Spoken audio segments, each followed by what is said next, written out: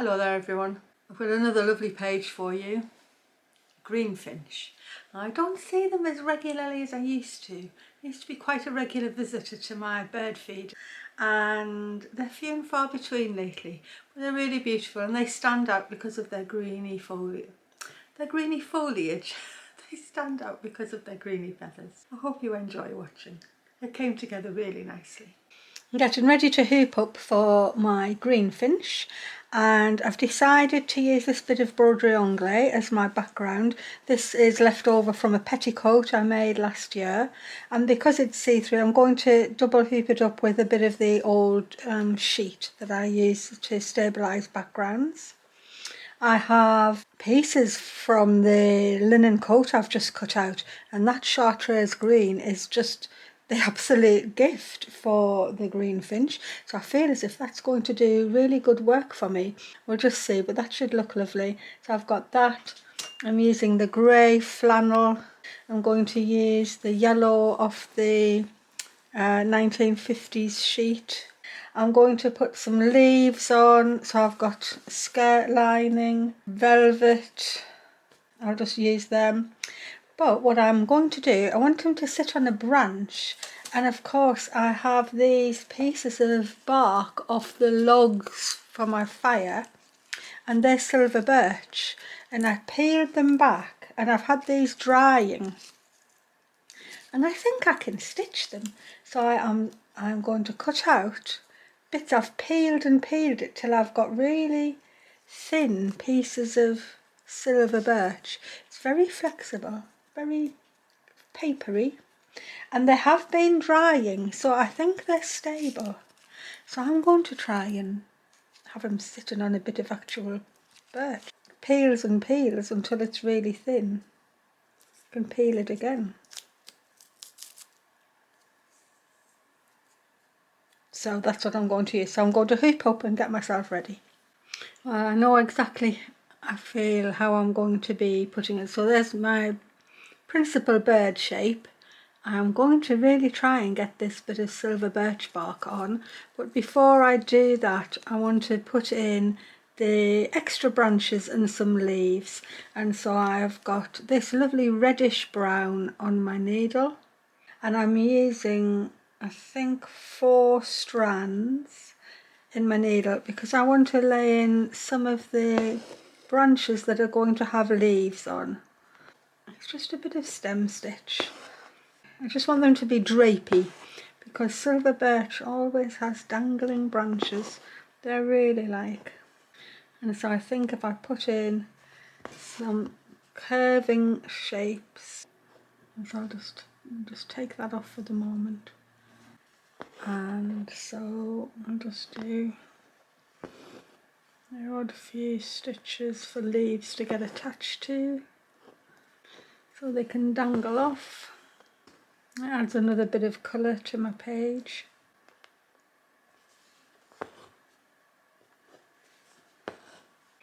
I started to put in another branch, but before I go any further I think I'm just going to start putting these leaves on.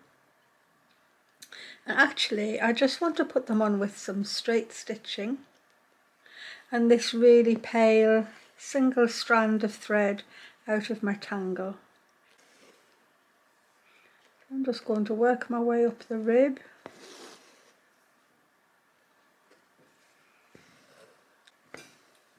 I'll just get a sense of them being the leaves hanging down.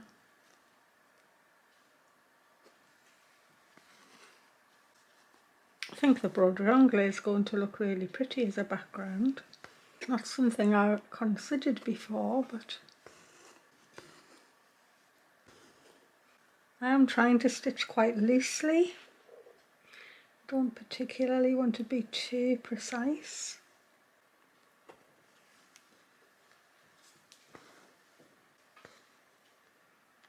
Just takes a few stitches to make a real difference and to get the sense of something.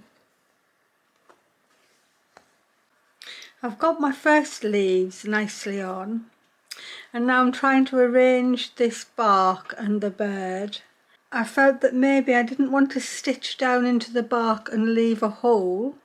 So I think what I'm doing is I'm going to stitch over it with other things. That's not just going to be stitching it down. So I'm going to put the leaves on top and they will then disguise the holes that I make in the bark. So I'm going to stitch over it with my brown thread. The actual bark is stitching beautifully, and I'm going to just work out where the leaves are going to go. So one to there, and I think one to here, and I think one right from up here. And I'll leave it at that. I think I'll have put that one in first. I really like this pale green. It's going to be a totally green looking page, I think, considering I'm putting green leaves on. The bird is quite green. Just putting the last leaf on here, and I thought it would be nice to curl it over so they weren't just all flat. So I've stitched on half of it with its veins, and I'm just going to curl this side over and leave the roll, but I'm just going to take my stitch right the way across it in the hopes that I can preserve the look of the 3D effect of the leaf. So I'm not stitching into that bit of fabric at all, I'm stitching over the top of it. There we go. Well, I've got one strand of that reddish brown thread in my needle, and I've decided to stitch the bark along these dark lines and markings that are its natural thing, but then continue them on. So I'm putting more of these natural brown markings on the branch, and in that way I can hold the bark to the fabric whilst making it still look natural. I think that's definitely the way to go. I don't want the bark to split, but it isn't. It's actually behaving really well. Putting the last stitches into the bark, and I think that's been very successful. I should have possibly used 2 strands because I'm actually thickening these up. So they're quite thick, these natural marks, so I'm just going back with another strand and thickening the lines up. But it has been very easy to stitch through. I have these 2 really good colours. That one's perfect, and this is a darker version, but this is a pearl cotton, and so the first thing really is just to get the shapes on, and I will start up here, and I'm just this thread possibly will disappear into the fabric because it's such a good colour match, but it'll mean I can overstitch it if I want. But I'm just going to lay the stitches down because it is such a good colour match. I can just be really quick at doing it. I'll just leave the tail for the moment.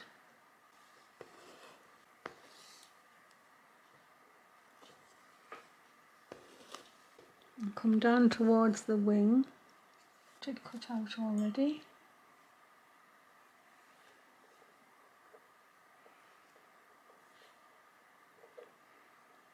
I just want it to be starting to go out there somewhere. Just come down onto the top of his wing, and I'm going to use this lovely chartreuse to get the grey on, just with some nice, just straight stitches again. It's amazing how much can be done just with straight stitches. Just get it going over so that it looks combined with the feathers above rather than just stuck on. It's looking a bit too regular to me at the moment, so I'll go back over that.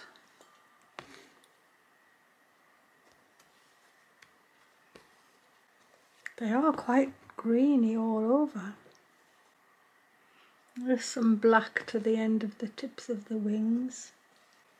Come back over this bit with a bit of few more stitches just to make it look more natural and less, it's a bit too regular. I think I'm going to walk my way back down to here. Just put some nice holding stitches in. I feel as if I'm not going to need to do a huge amount of embroidery on this bird because this linen is just, it's got the texture which is really good, and the colour is just perfection. I'll walk my way over to here, which is, I need to put a bit of yellow, and it's not quite the right yellow. I need it really to be a bit more acidy, but I can do that with thread. Try that. See how that looks once it's on.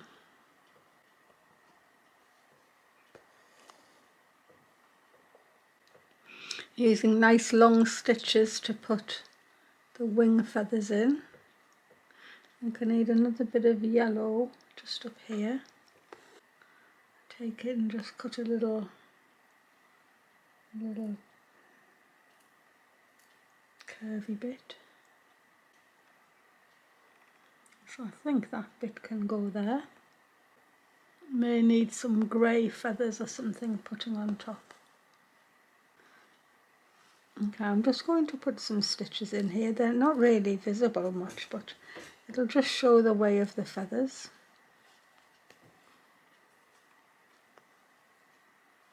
It's more visible in real life than it probably is on the camera. I'll go right out. I'll just leave it hanging here, I think, at the tail until I come to do the tail. I'll leave that one there. And I think before I go any further, I'll sort the beak and the eye out. I've put a strand of just like a pale creamy lemon in my needle, just from my big tangle, and I've cut the beak out in this beige fabric. I just drew it on. I've cut a bit extra there to allow for overstitching, but I decided I just wanted to be a bit padded, so I've just used a little bit of the green fabric I was going to use for leaves. In fact, I did the green fabric off there just to show that it's going to be a bit of padding. Just bring my needle up there. Obviously I don't want the green material underneath to be on view.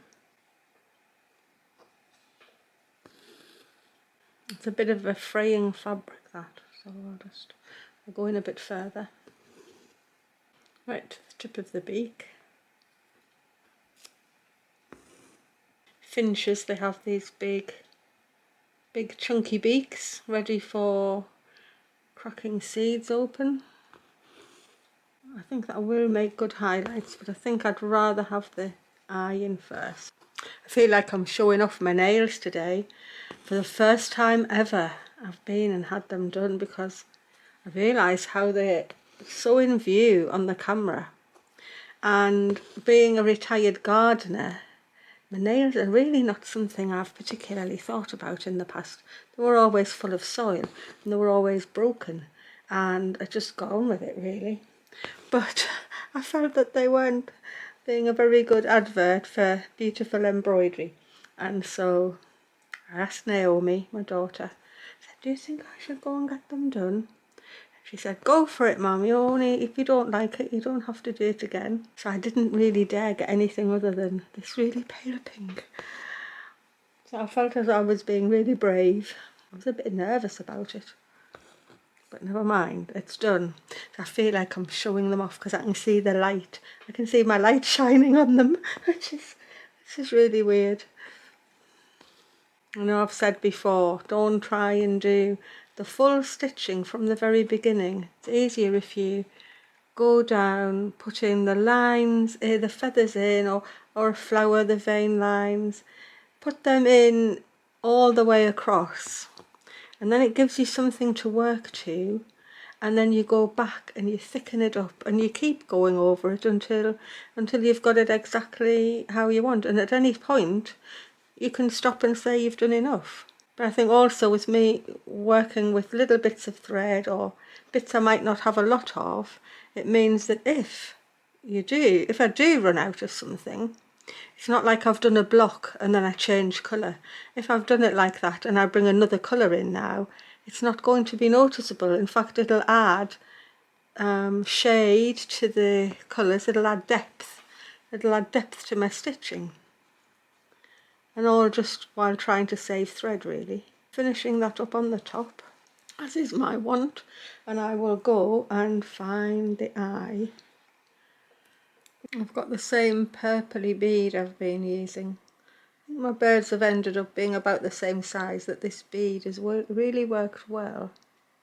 With my single thread of grey, because I'm going to lay some grey threads in here, go down in the same place so I'm centering the eye exactly where I want it. And now I can use the grey thread to put some grey cheek feathers in.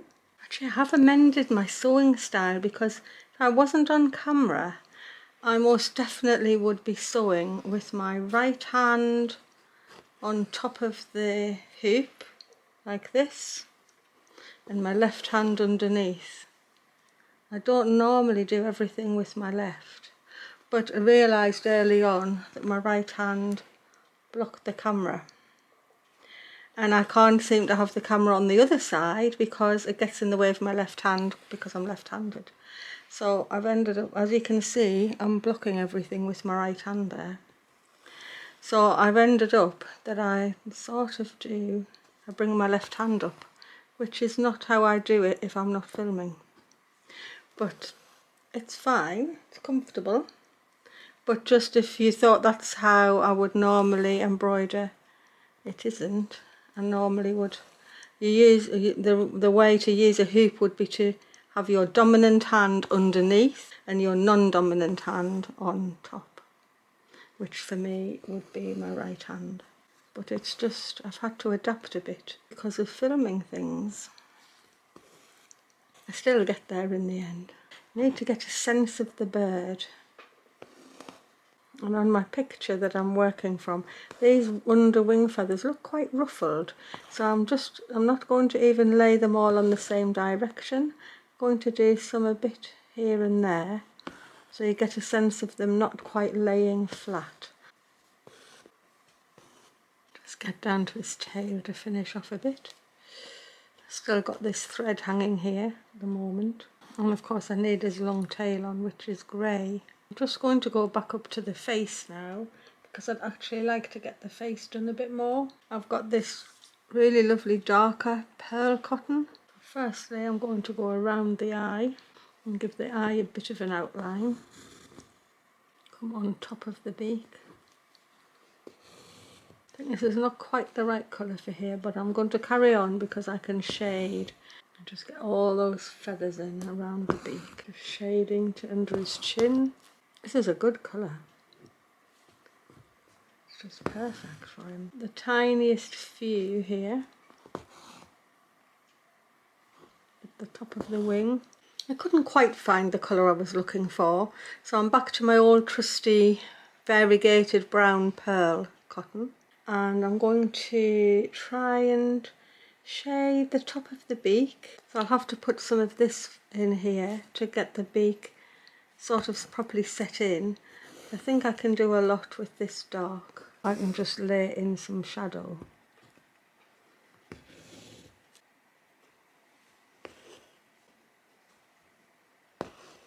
Quite long stitches to put the shadows in.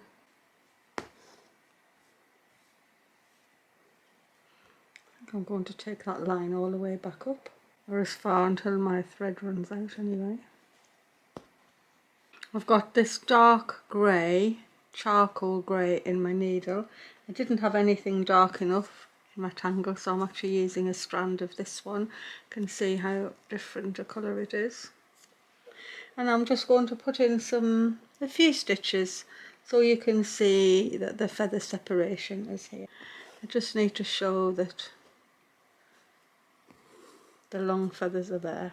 I've done some more just shorter stitches here to signify a bit of featheriness that's not the sleek wing feather, and I actually need to put black in, I think, to do much else up here.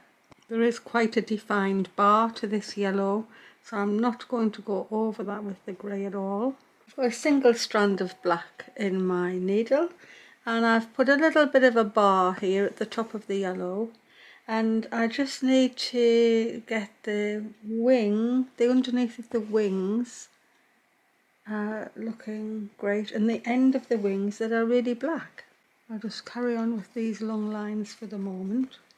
Overstitch the grey so there's more black than there is grey. I'll just take this little black up onto the yellow a little bit. Just putting the stitches in for the tail. I've been using 2 strands of this chartreuse, and I've just laid in the bottom of the tail there and walked it up to where I know the legs will be. And you know what a problem I have with birds' legs. I'm not quite looking forward to these, but I will get there. The more I do, the better I'm going to get at them. But in the meantime, I've put 2 strands in this silver grey just to do the grey that goes into the top of the tail. So I'm going to start with this leg here that's coming from behind. I'll put two long stitches in. I want to try and put the toes where I want them, so definitely most of them are behind. I might just draw in the top point of the claw, as it's very fine. I do the same again. I'm going to go down really just in a couple of stitches. I'll split them straight down to the ankle. I don't think I dare do any more, because I'll ruin it. I know I will. Not too bad. I'm going to come down over the leg. Just work some stitches right up to the neck. I think I've got no more green to do now. Definitely finish this off. I think this is just finishing off this grey. I've got my lovely dark green pearl cotton in the needle again, just to put the last touches of shading on the Greenfinch's tummy. Don't actually need much, but it'll mean that the front foreleg will stand out quite nicely. That's the general idea anyway. I'm doing my last finishing touches on this Greenfinch. I decided I'd change the colour that I was stitching on the beak, and this is a creamy beige, and I feel it's a better colour.